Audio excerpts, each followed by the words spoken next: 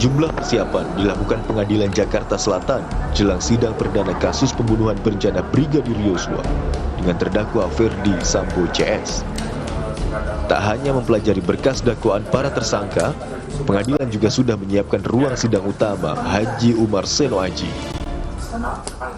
Ya, jadi nanti inilah ruang sidang utama Haji Umar Seno Aji yang akan dipakai untuk persidangan perkara FS dan kawan-kawan. Jadi ruang sidang ini kapasitasnya sekitar 50 orang. Yang tempat duduknya bisa 50, tapi kemudian itu di luar jaksa penuntut umum dan penasihat hukum terdakwa. Kemudian juga sudah disediakan juga untuk kursi saksi untuk terdakwa. Ya, seperti ini kondisinya. Kami berharap walaupun kondisinya seperti ini, kami bisa untuk melaksanakan sidang dengan tertib dan lancar.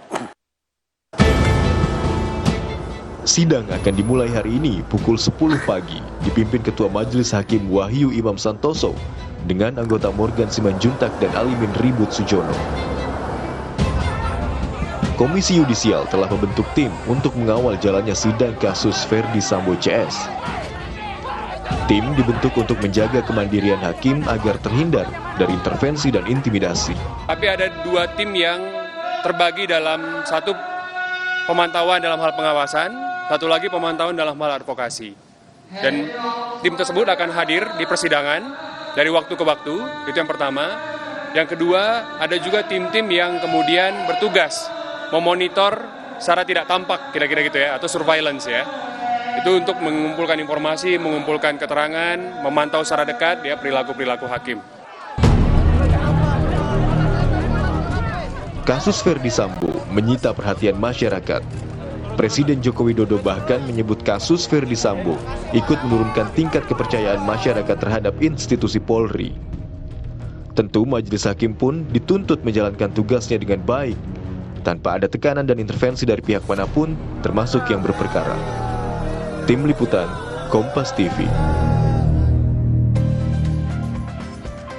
Harapan besar dari berbagai pihak kepada kasus Ferdy Sambo yang akan disidangkan hari ini untuk pertama kalinya, yaitu hukuman yang maksimal bagi Sambo atau siapapun yang bersalah juga dalam hal ini. Dan mungkinkah hal ini terjadi? Pagi ini kita akan membahasnya dengan sejumlah narasumber melalui daring, diantaranya pakar hukum pidana Jamin Ginting dan juga kuasa hukum dari keluarga Brigadir Yosua Martin Lucas Simanjuntak. Selamat pagi Bang Martin, Bang Jamin. Selamat pagi, Bang Timothy. Selamat pagi, Bang Ginting. Terima kasih sudah bergabung bersama kami pagi hari ini. Saya ke Bang Martin dulu. Ini mungkin titik yang ditunggu-tunggu oleh keluarga dari korban Brigadir Yosua. Mungkin Anda memiliki komentar mengenai seluruh persiapan hakim-hakim, persiapan dari PN Jakarta Selatan juga untuk menghadapi sidang ini, Bang Martin. Ya, terima kasih. Memang hari ini adalah hari yang ditunggu-tunggu ya, setelah sekian lama kita menanti proses persidangan.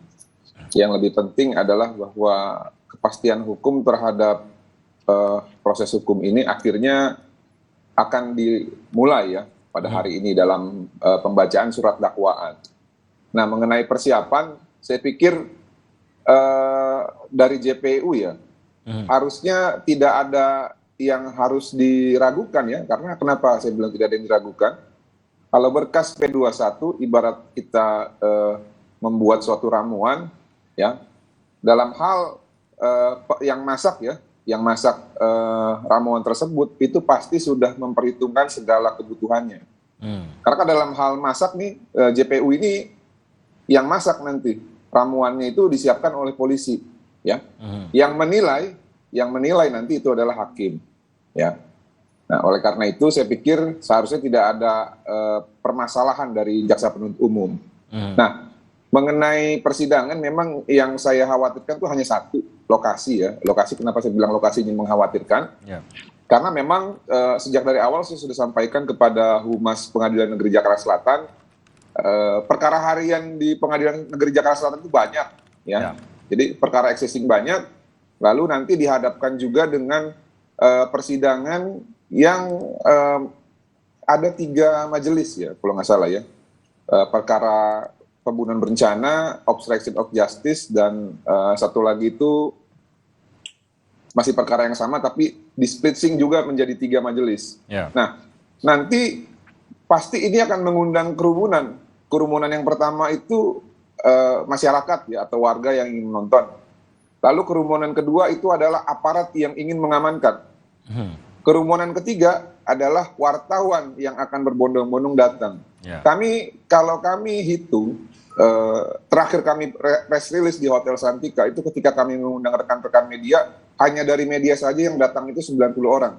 Ya, dari mana kami tahu? Karena setelah selesai rilis, kami kan mengajak teman-teman media untuk santap malam bersama. Di situ kami lihat list yang hadir dari media saja 90 orang. Ya.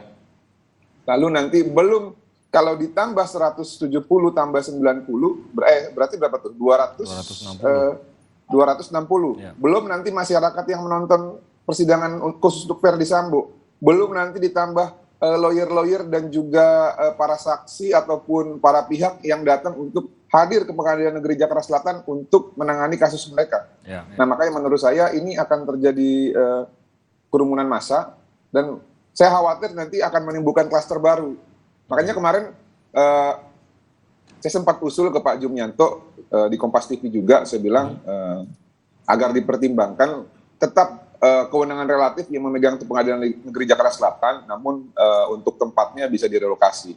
Jadi lebih kepada fisik tempatnya saja yang dipermasalahkan. Tapi berpengaruhkah nanti kepada mungkin jalannya sidang? Ya, tentu kita kan nggak tahu ya apakah nanti semuanya bisa berjalan dengan tertib ya. Seperti contoh, ini kembali lagi ya, pada saat waktu Verdi Sambo dan kawan-kawan dilimpah ke kejaksaan. Ya, ini kita ingat betul. Pada saat itu Pak Kapolri mengatakan bahwa akan diperlihatkan ya, akan diperlihatkan para tersangka. Namun ketika Verdi Sambo datang dan istrinya, itu yang terjadi justru semacam kayak barikade ya oleh rekan-rekan Brimob untuk menghalang-halangi ataupun untuk membatasi rekan-rekan pers itu bisa mengambil tampilan ataupun visualisasi dari Verdi Sambo dan Putri Chandrawati. Sehingga terjadi perdebatan akhirnya berujung kepada dorong-dorongan dan juga mungkin ada sedikit benturan fisik. Nah, ini yang akhirnya nanti takutnya terulang lagi di Pengadilan Negeri Jakarta Selatan, manakala tempat yang sempit dihadiri banyak orang dan juga segala kemungkinan bisa terjadi. Nah, ini yang memang saya khawatirkan gitu, Bung Timothy. Terima kasih. Baik, terima kasih Bang Martin. Saya ke Bang Jamin. Ini kan nanti yang akan dilakukan adalah pembacaan dakwaan, dan tampaknya ini menjadi sangat-sangat krusial dakwaan yang akan disampaikan oleh jaksa nanti, karena inilah yang akan membuka jalan menuju apa yang bisa dibuktikan, gitu kira-kira Bang Jamin. Mungkin Anda bisa menggambarkan betapa pentingnya apa yang sudah dilakukan kerja polisi maupun jaksa untuk sampai ke titik ini, dan apakah kalau ada kesalahan di sini, maka ini pun akan berlanjut sampai nanti kepada putusan bisa atau tidak pelaku utama dalam pembunuhan berencana ini dihukum seberat-beratnya. Ya, baik Mas Timothy. Jadi dalam konteks kedudukan jaksa dalam mengajukan surat dakwaan ini merupakan landasan ya bagi jaksa untuk melakukan penuntutan. Di dalam surat dakwaan itu ada syarat formil dan syarat material.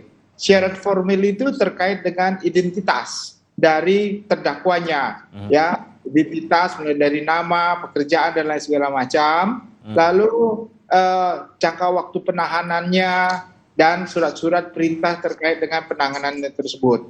Yang kedua adalah substansinya, ya, materialnya, yaitu terkait dengan surat dakwaan itu harus jelas, harus lengkap, dan harus cermat. Jelas terkait dengan apa? Jelas terkait dengan perbuatan apa yang dilakukan, tempus deliktinya di mana, tempat terjadinya suatu tindak pidana, lokus delikti, dan waktu terjadinya suatu tindak pidana. Dan harus lengkap. Lengkap artinya saksi-saksi yang melihatnya seperti apa kaitannya dengan tindak pidana itu terjadi. Dan juga harus dengan cermat. ya tidak boleh saling bertentangan antara ilustrasi ya dari awal sampai akhir harus dinunut secara cermat begitu. Nah, kalau sampai hal ini tidak dilakukan dengan baik dan benar, maka ini membuat peluang atau celah bagi penasihat hukum dengan mengatakan bahwa ada syarat formil yang tidak terpenuhi. Ya, contohnya dikatakan di situ tidak ada tanda tangannya dari jaksa yang penuntutnya, terus namanya tidak sesuai atau alamatnya yang tidak sesuai.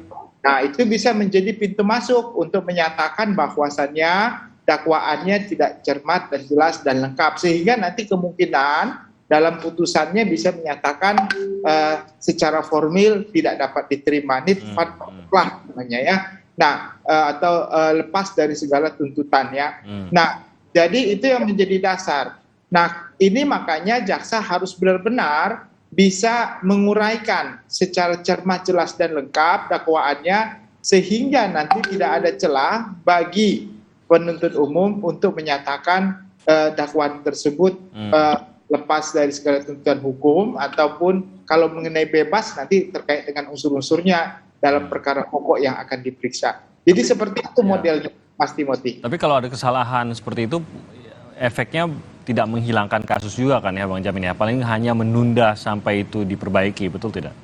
Jadi setelah dakwaan itu, mereka akan, penasihat hukumnya, PH-nya akan membuat eksepsi, pada umumnya eksepsi.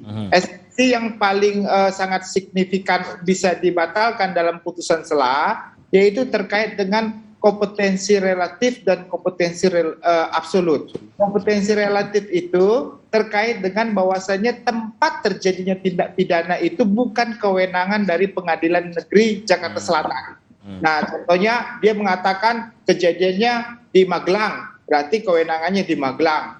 Ya begitu. Nah, itu terkait dengan tempat terjadinya atau locus delicti. Nah, yang berikutnya ini absolut. Absolut ini bukan kasus pidana, tapi ini kasus perdata. Tapi kalau absolut itu jarang sekali ya diputus dalam putusan selah. Biasanya putusan akhir, karena dia harus periksa dulu kan saksi-saksinya, deliknya, dan segala macam. Yang paling mungkin yang putusan selah terkait dengan SPP hanya terkait dengan kompetensi relatif. Tapi Mas Timothy, biasanya ini kan strategi ya daripada daripada penasihat hukum ya. Biasanya dia eksepsi itu mau melihat strategi yang akan dilakukan oleh jaksa penuntut umum. Nanti kan dia setelah eksepsi dia akan jawab gitu.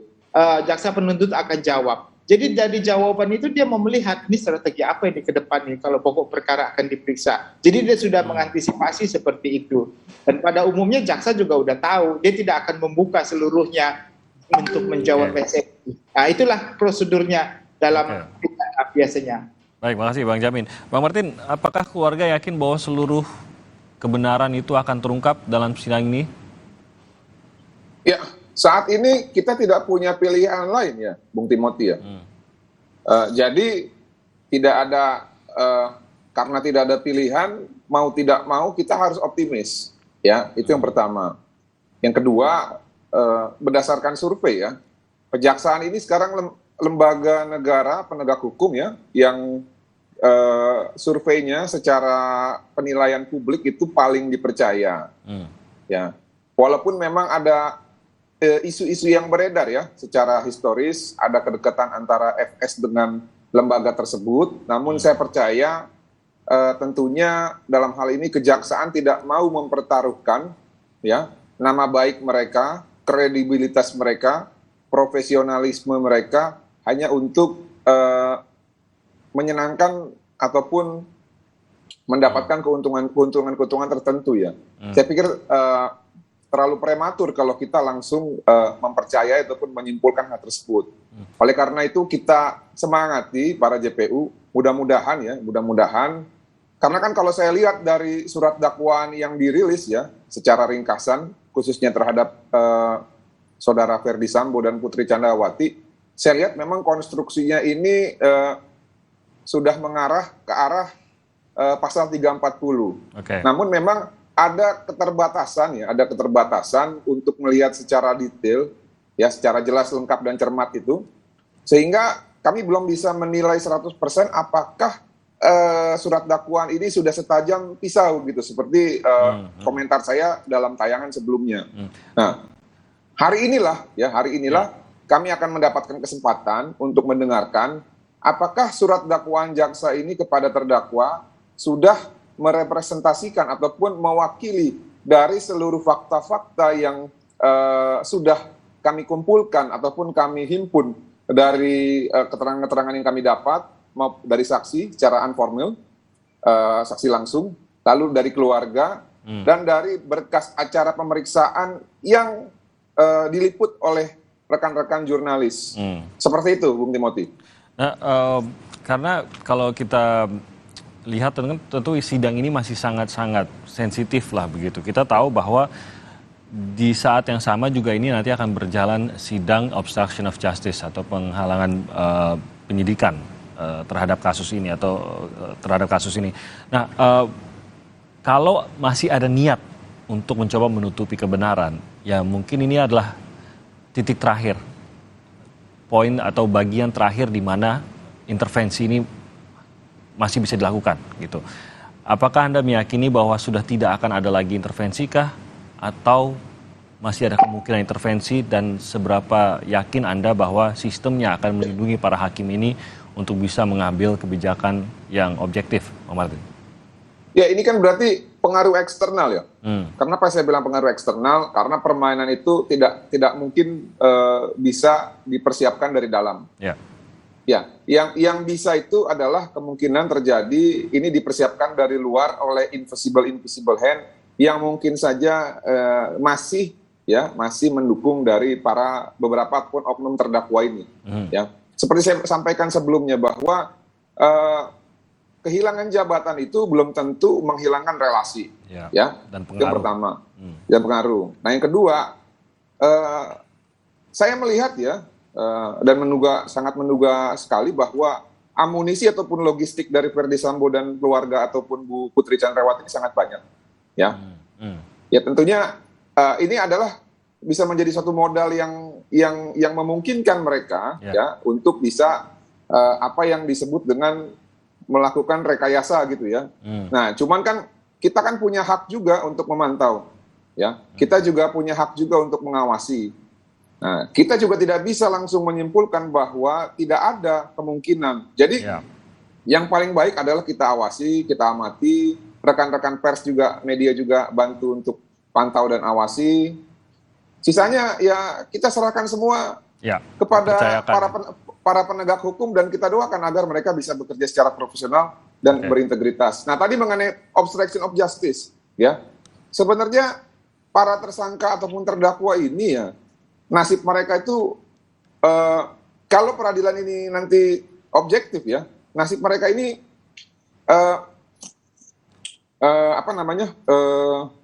bergantung pada kualitas keterangan mereka nanti pada saat pemeriksaan. Ya, kalau mereka mau hukumannya ringan, ya sampaikan yang sebenar-benarnya. Ya.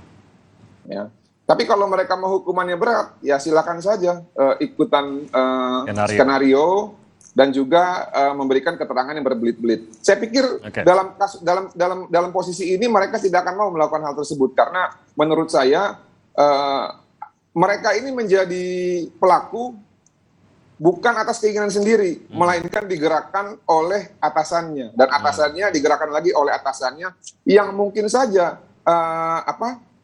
hierarki terakhir itu ada pada terdakwa FS gitu loh, ataupun mungkin bisa ada lagi yang terlibat, kita nggak tahu. Nah, nanti silakanlah di persidangan itu dibuktikan. Terima kasih. Baik, terakhir komentarnya Bang Jamin, bagaimana agar ini bisa benar-benar pendekatannya seperti apa agar seperti yang dikatakan Bang Martin tadi, benar-benar semua yang jujur diungkapkan, khususnya oleh para saksi dan tersangka di sini, dan juga pendekatan agar para hakim juga benar-benar tidak terintervensi oleh apapun dan bisa terlindungi dari intervensi-intervensi yang rasa-rasanya kalau kita lihat dari awal kasus akan ada upaya seperti kata Bang Martin tadi juga. Ya, Mas Timothy, jadi hakim dalam mencari kebenaran material itu tidak sendiri, dia juga bersama-sama dengan jaksa penuntut umum, dan bahkan PH-nya juga harus memiliki itikat baik untuk mencari kebenaran material. Tapi pada umumnya mereka berusaha untuk memberikan keringanan kepada kliennya begitu ya. Nah, jadi dalam pembuktiannya nanti hakim itu dalam pasal 183 dalam menghukum orang, pertama dia berdasarkan bukti, dua alat bukti dan keyakinan. Jadi bukan semata-mata dari alat bukti saja, tetapi dari keyakinan juga. Kalau seandainya begini ya, saksi yang benar-benar di pihak yang benar-benar menyatakannya pembunuhan itu adalah Baradae. Sementara saksi semuanya mendukung bahwasanya tidak ada rencana pembunuhan.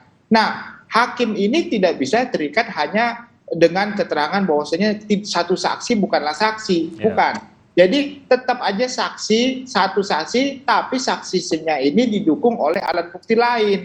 Ya, alat bukti lain itu kan banyak, ada keterangan ahli, ya ada surat, ada petunjuk, dan juga berdasarkan barang bukti yang diambil atau didapat dari scientific evidence. Nah, inilah yang menjadi dasar sehingga hakim yakin kalau benar-benar ini adalah pembunuhan berencana. Jadi tidak bisa hanya lalu dikatakan dengan satu saksi tidak cukup sehingga kasus ini direndahkan statusnya menjadi 338 atau tidak terbukti. Nah, itu yang harus hakim tanamkan dalam dirinya bahwasannya ini perkara bisa dinyatakan terbukti bukan didasarkan kepada saksi saja, tapi keyakinan dan alat bukti yang ada di persidangan. Demikian.